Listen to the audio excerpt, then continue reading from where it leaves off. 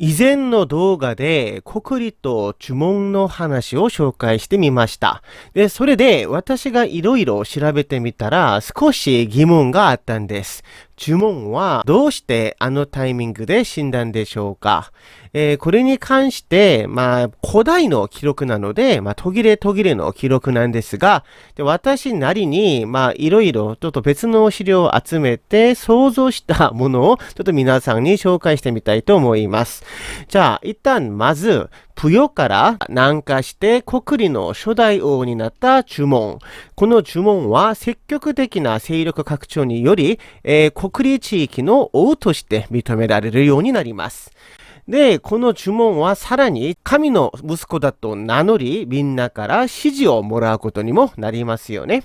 で、この中で呪文は自分があくまで外国人、移民者じゃないんですか。なので自分の勢力を強くするために自分の母国であるプヨからの移民者を積極的に受け入れます。もちろん自分の政治基盤を確保したいという魂胆があったからでしょう。で、なんとその中で元プヨにいた妻イエシとそのイエシと間で生まれた息子ユリがいたんですね。これで呪文は大変喜びながら、ユリは後継者だと宣言して、ただ、その後病死してしまいます。で、この時の年齢が39から40歳ぐらいですが、もちろん当時の平均寿命を考えたら、これぐらいは普通ですが、貴族たちは栄養バランスが良かったので、60歳までは普通にいったと言われています。そう思うと、呪文は若い時に苦労したせいかわかりませんが、結構早く亡くなった方で、タイミングも息子が現れて約5ヶ月後に亡くなったので、それがちょっと怪しいということもありますよね。で、とにかくこれによってユリが元通りに王になり、国理の第2の王、ユリ王が登場します。で、このユリ王は、なんと36年間国理を支配することになります。で、大使、つまり後継者としては、たった5ヶ月だけだったんですよね。これが少し気になっていろいろ調べたんですが、じゃあ、一旦まず私の疑問はこれなんですよ。ユリが到来してすぐ呪文は死んだ。じゃあ一旦まず、あくまで偶然かもしれません。ただ、今日はちょっとドラマみたいな感覚で聞いてみてください。途切れ途切れ記録の中でちょっと私が想像を入れてみましたので聞いてみてください。一旦まずユリ王の記録を見てみるとちょっと怪しいところがあります。ユリ王は呪文、お父さんを神格化しないんですよ。神格化するどころか、呪文の命日をパスしたりしますよね。古代国家っていうのは神、王様は神だったにもかかわらず、それを、神として、認めてないような様子がありました。で、ユリは2代王でしたが、やっと国理の6代王、手錠になってから呪文が神格化されます。つまり2代から5代まで呪文はあくまで神ではなくて一般人としてみんなに思われたそうですね。これも少し疑問ですよね。ユリ王は結局お父さんのおかげで王になったのに自分のお父さんを神格化しない。古代国家としてちょっと怪しいところがあります。で、そして、その後、ユリ王は、呪文の仲間たちを追い出すんですよ。呪文の中心の中で、ヒョッポという人がいるんですが、この人は結構呪文の中心だったので、高位官僚だったんですが、ユリが王になってから、そろそろ引退して農業やりなさいという命令を下します。当時の武人にとって農業をしろというのはかなりの屈辱ですよね。それで、ヒョッポは自分の家族と勢力をみんな連れて、地域に移動します。こうやって呪文の勢力を追い出す。これもちょっと怪しいんじゃないでしょうか。で、そしてユリオは国理のナンバー2であったソンヤンの娘と結婚をします。ソンヤンというのはピリュ国の長で、もともと国理の権力者だったんですよね。じゃあ、ここで皆さん、ちょっと話を切り替えて、ソンヤンの立場になってみましょう。じゃあ、一旦まず国理地域の支配者だったソンヤン。で、その後、いきなり外国からある若者が降りてきて、俺は神の息子と言ってから自分の勢力を拡張していきます。ソンヤンとしてはこいつなんだという感じですよね。で、あまりにもこの子が、うまくいって、二人が対立することになりましたが、が、なんと、この孫楊の微力国には、水難によって、結局、やむを得ず、呪文に降参することになります。ただし、ここで皆さんが覚えてほしいのは、孫楊は、戦争などで負けたわけじゃなくて、水難によってやむを得ず降参したので、征服されたわけでもないし、自分の軍事力と政治力も健在でした。国理の初期は部族連合だと言いましたね。なので、その中で孫楊の発言力というのはかなり強かったんです。そして、孫楊にはこの国理地域の正当性もありましたね。じゃあ皆さんが孫楊だと思ってみてください。自分がある意味では運が悪くて、外国人の若者に頭を下げていますが、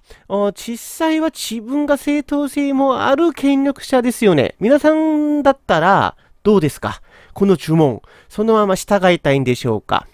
じゃあ、とにかくここで、孫楊は、とにかく呪文を打つこともできますが、呪文には同じ国立地域の権力者の集団だったソソの家紋が、ついてましたね。なので、孫楊としてもなかなか呪文を打つことができないと思ってみてください。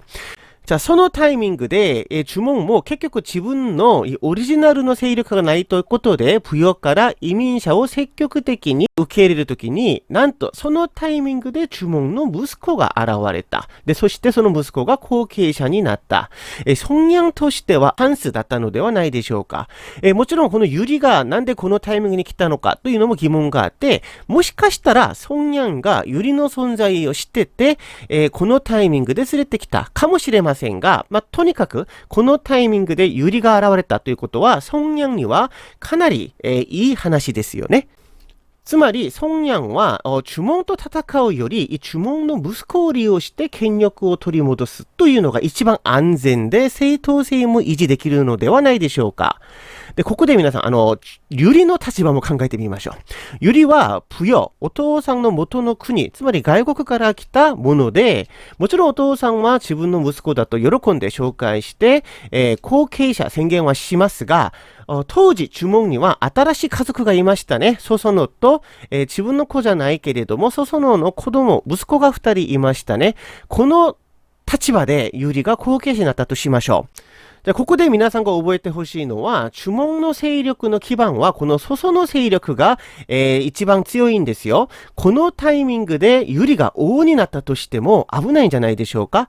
万が一、いずれか呪文がいきなり死んだとしたら、当時は戦争も多かったので戦死ということもあるでしょう。そうした場合、このソソノたちはユリを王として認めてくれるんでしょうか。ユリとしてもかなり、微妙な感じですよね。じゃあ、こういった場合、皆さんどうでしょう。ユリも孫楊もお互い必要だったかもしれませんね。お互い生き残るためにはお互いの力がちょうど必要だったのではないでしょうか。なので二人は手を組んだんじゃないでしょうか。ユリが孫楊の娘と結婚をして結局、この二人が力を合わせているので、これによって、ソソノたちは、南下して、新生国家、クダラ、ペクチェを建国することになりますが、結局皆さんも見たらわかるように、これは追い出されたんですよね。ドラマでは自分たちが、自分たちの意思で降りたように描かれますが、正直政治的に負けて追い出されたと思います。